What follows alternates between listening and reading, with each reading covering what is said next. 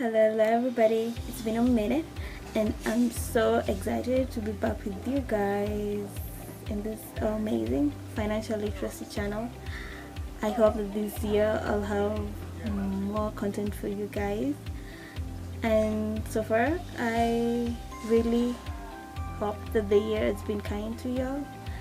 And before we ended last year, I had promised that I will discuss more about the taxable deductions that actually are allowed and offer a relief to your incomes.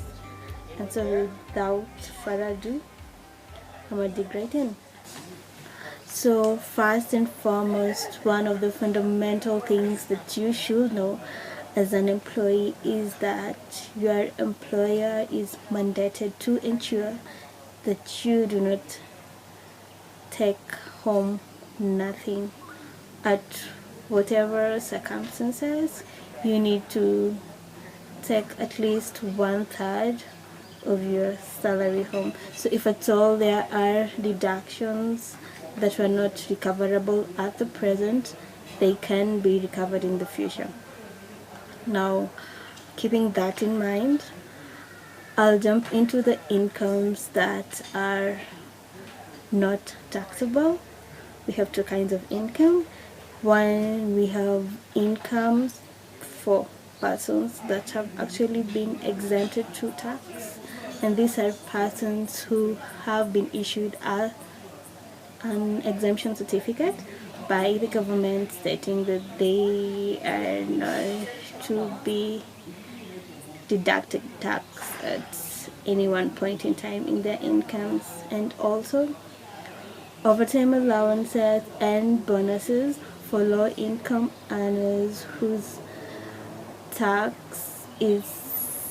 incomes are subject to the first tax band, which we had earlier discussed is 10%, are not subject to tax.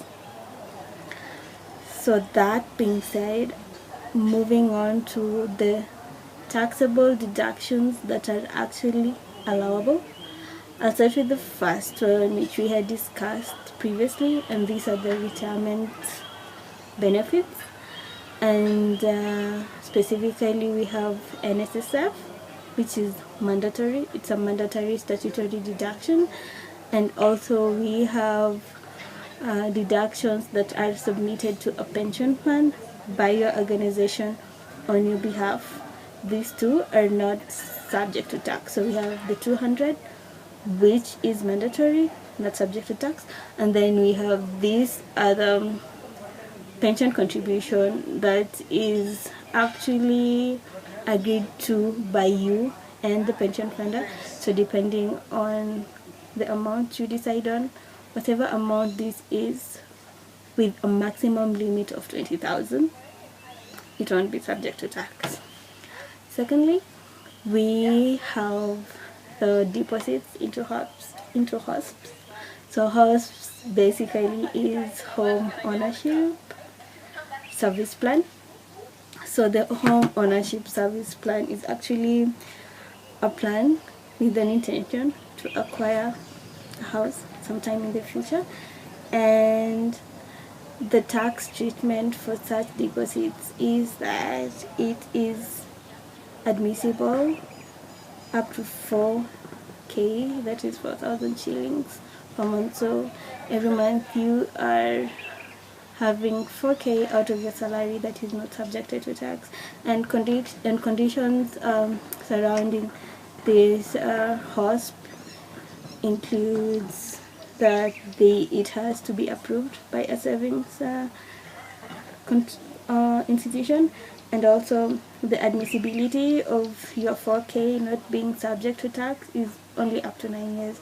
So you have to arrange your affairs such that at the end of 9 years, at least a chunk, if not all, of the deposits will have been done, because after the 9 years, then the government will be subjected to tax all of your deposits into that plan. Now the next one is the owner occupier interest, and Owner occupier interest is basically a purchase or improvement of a residential house that you actually own and live in at the moment. And the deduction is up to 25,000 per month on the loan that you will have borrowed. So you are living in a house already, you own it, but then you want to make perhaps improvements, or you have applied for a loan that has actually enabled you to start living in a house that you've still not yet completed paying for it. So that is where the owner occupier interest kind of plays in. Now 25k per month of your salary will not be taxed as long as the loan that you have borrowed is proven that it was for the said purposes, that is purchasing a house and improving it. So you have to show evidence that supports that, and also the institution in which you have gotten the loan should actually be recognized by the government as being able to actually give such loans. So that's that.